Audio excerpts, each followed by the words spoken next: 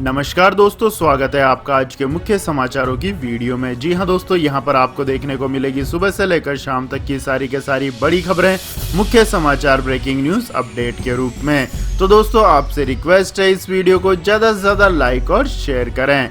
तो दोस्तों, जान लेते हैं आज की पहली बड़ी खबर। जिला पंचायत चुनावों में बीजेपी ने यूपी में फहराया परचम, 75 में से 65 सीटें जीती। जी हां दोस्तों, उत्तर प्रदेश में संपन्न हुए जिला पंचायत अध्यक्षों के चुनाव में बीजेपी ने बड़ी कामयाबी हासिल की है। बीजेपी ने राज्य में बाकी दलों का सुपड़ा साफ करते हुए 75 में से 65 जिलों में जिला पंचायत अध्यक्ष के पद जीत लिए हैं। चुनावी नतीजों के मुताबिक इन पंचायत चुनावों में बीजेपी सबसे बड़ी पार्टी बनकर उभरी है। वह 65 जिलों में अपने अध्यक्ष बनवाने में कामयाब रही। समाजवादी पार्टी केवल 6 जिलों में ही अपनी जीत दर्ज करवा पाई, जबकि अन्य दलों के खाते में 4 सीटें गई है। यूपी के जिला पंचायत चुनाव में बीजेपी की ऐतिहासिक जीत पर डिप्टी सीएम केशव प्रसाद मौर्य ने सभी कार्यकर्ताओं को बधाई दी है। मौर्य ने कहा है कि चुनाव जीतने के लिए एसपी ने अपने सभी गुंडों और माफियों को मैदान में उतार दिया था, लेकिन जिला पंचायत सदस्यों ने उन्हें नकार दिया। इसके बाद दोस्तों, रुक करते हैं अगली खबर का। पुष्कर सिंह धामी होंगे उत्तराखंड के नए मुख्यमंत्री, आरएसएस के हैं बेहद करीब। जी हां दोस्तों, पुष्कर सिंह धामी उत्तराखंड के नए मुख्यमंत्री होंगे। पुष्कर सिंह धामी कुमाऊं क्षेत्र के खटीमा विधानसभा क्षेत्र के 2 बार के विधायक हैं। वे रक्षा मंत्री राजनाथ सिंह के करीबी माने जाते हैं। धामी पूर्व सीएम भगत सिंह कोश्यारी के ओएसडी रहे हैं। धामी की संघ से भी नजदीकियां हैं। पूर्व मुख्यमंत्री तीरथ सिंह रावत ने पुष्कर सिंह धामी के नाम का ऐलान किया है। उन्होंने माला पहनाकर स्वागत किया। संवैधानिक संकट के चलते तीरथ सिंह रावत को मुख्यमंत्री से इस्तीफा देना पड़ा। उत्तराखंड के नए मुख्यमंत्री का शपथ ग्रहण समारोह आज शाम 5 बजे होगा। उत्तराखंड के राजभवन ने इसकी पुष्टि की है। उत्तराखंड में नए मुख्यमंत्री के चुनाव के लिए बीजेपी विधायक दल की बैठक हुई, क्योंकि सीएम तीरथ सिंह रावत ने शुक्रवार को नाटकीय घटनाक्रम में इस्तीफा दे दिया था। नए नेता के चुनाव के लिए देहरादून में बीजेपी पार्टी दफ्तर में विधायक दल की बैठक हुई। इसमें नए नेता के रूप में पुष्कर सिंह धामी का चुनाव हुआ। हालांकि मुख्यमंत्री पद के लिए सतपाल महाराज, धनखड़ सिंह, पूर्व सीएम त्रिवेंद्र सिंह रावत जैसे कई नेता दावेदार बताए जा रहे थे। इसके बाद दोस्तों, जान लेते हैं अगली खबर। ओम प्रकाश राजभर का बड़ा बयान, कहा असदुद्दीन ओवैसी भी बन सकते हैं उत्तर प्रदेश के मुख्यमंत्री। जी हां दोस्तों, सुहेलदेव भारतीय समाज पार्टी के अध्यक्ष ओम प्रकाश राजभर ने कहा है कि असदुद्दीन ओवैसी अगर उत्तर प्रदेश के मतदाता बन जाएं तो वह भी प्रदेश के मुख्यमंत्री हो सकते हैं। भाजपा की पूर्व सहयोगी सुहेलदेव भारतीय समाज पार्टी के अध्यक्ष और पूर्व कैबिनेट मंत्री राजभर ने शुक्रवार को कहा कि एआईएमआईएम अध्यक्ष असदुद्दीन ओवैसी उत्तर प्रदेश के मतदाता बन जाएं तो वह भी यहां के मुख्यमंत्री हो सकते हैं। उन्होंने कहा कि उत्तर प्रदेश में मुसलमान करीब 20% हैं। उनकी हिस्सेदारी है तो सत्ता में भी उनकी भागीदारी होनी चाहिए। उनका अधिकार है, मुसलमानों का भी हिस्सा है। उन्होंने सवाल किया है कि मुसलमान का बेटा क्यों नहीं मुख्यमंत्री व उप मुख्यमंत्री बन सकता है? क्या मुसलमान होना गुनाह है? आगे उन्होंने कहा कि अलगाववाद व पाकिस्तान की बात हमेशा करने वाली महबूबा मुफ्ती से समझौता कर भाजपा ने जम्मू कश्मीर में सरकार बनाई। राजभर ने मुख्यमंत्री योगी आदित्यनाथ का नाम लिए बिना कहा कि वह चालाक निकले और उत्तराखंड से आकर उत्तर प्रदेश के मतदाता और फिर मुख्यमंत्री बन गए। इसके बाद दोस्तों, रुक करते हैं अगली खबर का। ट्विटर के खिलाफ एक और एफआईआर दर्ज, धार्मिक सद्भाव खराब करने का है आरोप। जी हां दोस्तों, ट्विटर की मुसीबतें कम होने का नाम नहीं ले रही है। दिल्ली में ट्विटर के खिलाफ एक और एफआईआर दर्ज की गई है। ट्विटर इंडिया के एमडी मनीष माहेश्वरी के खिलाफ एफआईआर दर्ज की गई है। डीसीपी साइबर सेल नई दिल्ली के यहां मां काली को लेकर आपत्तिजनक कंटेंट पब्लिक होने के मामले में यह एफआईआर दर्ज की गई है। शिकायत एक वकील आदित्य सिंह देसवाल ने की है। आईपीसी की धारा 153 ए 295 ए 298 505 और आईटी अधिनियम 2000 की धारा 67 ए 79 भाग 3 के तहत एफआईआर दर्ज की गई है। इससे पहले बिहार भाजपा ने सोशल मीडिया प्लेटफॉर्म ट्विटर के खिलाफ केस फाइल किया है। भाजपा के नेता सुरेश रुंगटा ने पटना की अदालत में केस दर्ज करवाया था।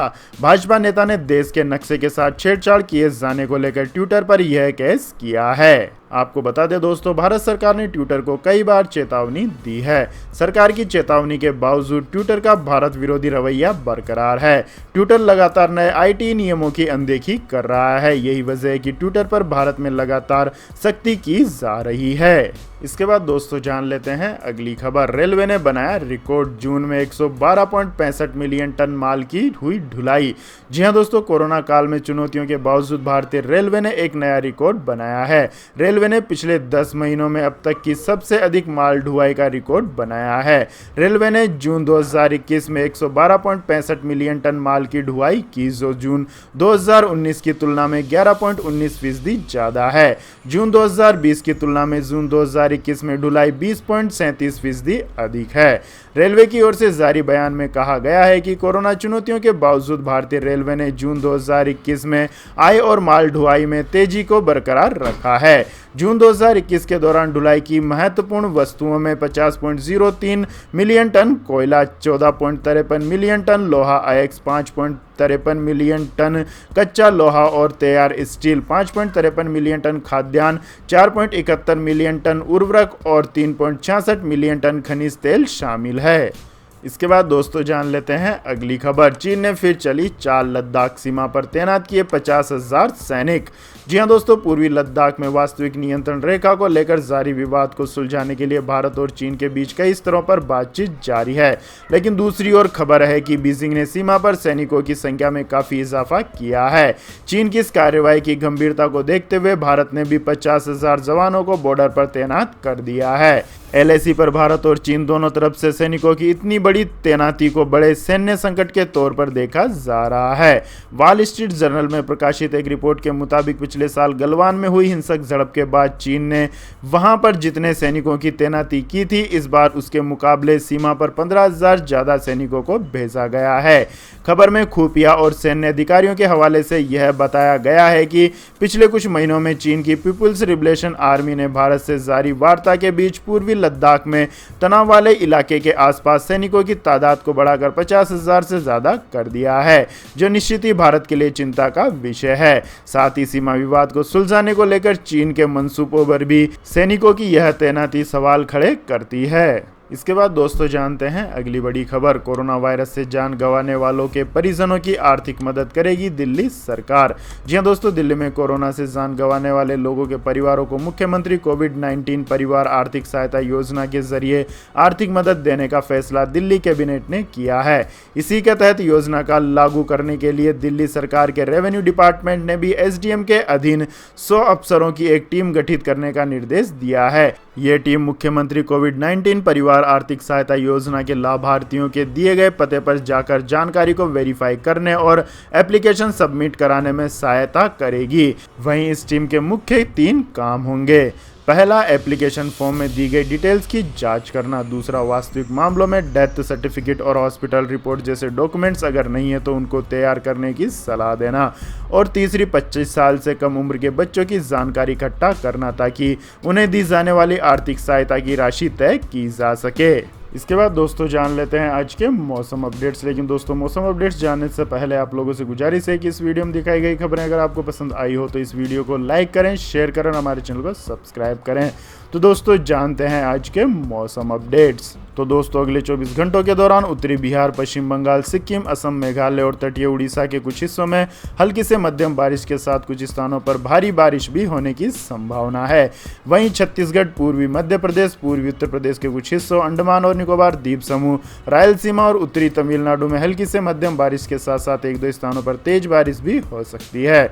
इसके अलावा दोस्तों, पश्चिमी हिमालय, पंजाब के कुछ हिस्सों, हरियाणा, दिल्ली, पश्चिमी उत्तर प्रदेश, केरल, तटीय कर्नाटक, कोंकण और गोवा, दक्षिण मध्य महाराष्ट्र के कुछ हिस्सों और आंतरिक कर्नाटक के कुछ हिस्सों में हल्की से मध्यम बारिश की संभावना है। वहीं मराठवाड़ा, विदर्भ, तेलंगाना और उत्तरी राजस्थान में हल्की बारिश हो सकती है। इसके बाद दोस्तों जान लेते हैं अगली खबर। सरकार ने दालों के भंडारण पर लगाई स्टॉक लिमिट। 200 टन से अधिक दाल नहीं रख सकेंगे थोक व्यापारी। जी हां दोस्तों, दालों की बढ़ती महंगाई और जमाखोरी को देखते हुए सरकार ने शुक्रवार को तत्काल प्रभाव से उनकी भंडारण सीमा निर्धारित कर दी है। केंद्रीय खाद्य एवं उपभोक्ता मामलों के मंत्रालय ने एक अधिसूचना जारी कर कहा है कि थोक व्यापारी 200 टन और खुदरा व्यापारी 5 टन से अधिक किसी भी एक दाल का भंडारण नहीं कर सकेंगे। मिलों के लिए यह सीमा पिछले 3 3 महीनों के उत्पादन या उनकी कुल स्थापित क्षमता के 25% से ज्यादा नहीं होगी। मूंग दाल को इन सभी सीमाओं से बाहर रखा गया है। यह सीमा इस वर्ष 31 अक्टूबर तक के लिए की गई है। आयातकों के लिए मंत्रालय ने कहा है कि इस वर्ष 15 मई से पहले आयात किए गए स्टॉक पर उनकी भंडारण सीमा थोक व्यापारियों जितनी ही होगी। अगर उन्होंने आयात 15 मई के बाद किया है तो उनके लिए स्टॉक लिमिट की बाध्यता कस्टम क्लियरेंस मिलने की तिथि के 45 दिनों बाद से लागू होगी। इसके बाद दोस्तों जान लेते हैं अगली खबर। जियो ने पेश किया जबरदस्त ऑफर, बिना पैसे दिए 5 बार कर सकेंगे रिचार्ज। जी हां दोस्तों, जियो अपने ग्राहकों के अनुभव को बेहतर करने के लिए एक से बढ़कर एक सर्विसेज पेश करता है। जियो यूजर्स पहले से ही बेहतर नेटवर्क और कनेक्टिविटी का इस्तेमाल कर रहे हैं और अब जियो यूजर्स के लिए एक और खास सर्विस लेकर आया है। कई यूजर्स अपने डेली डाटा कोटा को बहुत तेजी से कंज्यूम करने में सक्षम होते हैं और 6 दिन के लिए हाई स्पीड डेटा के बिना रह जाते हैं। जियो यह समझता है कि हर यूजर तुरंत डेटा टॉप अप खरीदने की स्थिति में नहीं होते, जिसकी कई वजह हो सकती है। यही वजह है कि जियो ने इमरजेंसी डाटा लोन सेवा पेश की है, जिससे यूजर्स एक समान और पावरफुल समाधान मिलेगा और वह बिना रुकावट के हाई स्पीड डाटा एक्सपीरियंस पा सकेंगे। जिन जियो यूजर्स का high speed daily data quota खत्म हो जाता है और वह तुरंत रिचार्ज नहीं करा सकते हैं, उन्हें इमरजेंसी डेटा लोन फैसिलिटी के तहत रिचार्ज नाउ एंड पे लेटर की सुविधा मिलती है। इस सुविधा के तहत प्रीपेड यूजर्स को प्रत्येक 1 GB के लिए 5 इमरजेंसी डेटा लोन पैक्स तक उधार देने की अनुमति मिलती है। इसके बाद दोस्तों जान लेते हैं अगली खबर। दिल्ली में कोविड नियमों का उल्लंघन करने वालों की खैर नहीं, अब तक 1.60 लाख से अधिक लोगों पर जुर्माना। जी हां दोस्तों, दिल्ली पुलिस ने लॉकडाउन के दौरान सख्ती दिखाते हुए कोविड-19 संबंधित दिशा निर्देशों का उल्लंघन करने वाले 1.60 लाख से अधिक लोगों पर जुर्माना लगाया है। इनमें सबसे अधिक चालान मास्क नहीं पहनने को लेकर काटे गए हैं। आधिकारिक आंकड़ों में यह जानकारी सामने आई है। आंकड़ों के मुताबिक 19 अप्रैल से 2 जुलाई के बीच 1.37 लाख लोगों पर मास्क नहीं पहनने को लेकर जुर्माना लगाया गया, जबकि सोशल डिस्टेंसिंग के नियमों का उल्लंघन करने के मामले में 22,000 चालान काटे गए। तो यह थी दोस्तों आज की सभी महत्वपूर्ण बड़ी खबरें। और दोस्तों बारी आती है आज के माइंड क्विज क्वेश्चन की, जिसका जवाब देकर आप बन सकते हैं शानदार उपहार के विजेता। तो दोस्तों आज का सवाल है, भारत की प्रथम महिला राष्ट्रपति का नाम क्या है? जी हां दोस्तों, अगर आपको इस सवाल का जवाब आता है तो तुरंत कमेंट सेक्शन में लिख दीजिए। इस वीडियो को लाइक कीजिए, शेयर कीजिए और हमारे चैनल को सब्सक्राइब करके बेल आइकन का बटन भी दबा लें। धन्यवाद। जय हिंद, जय भारत, वंदे मातरम।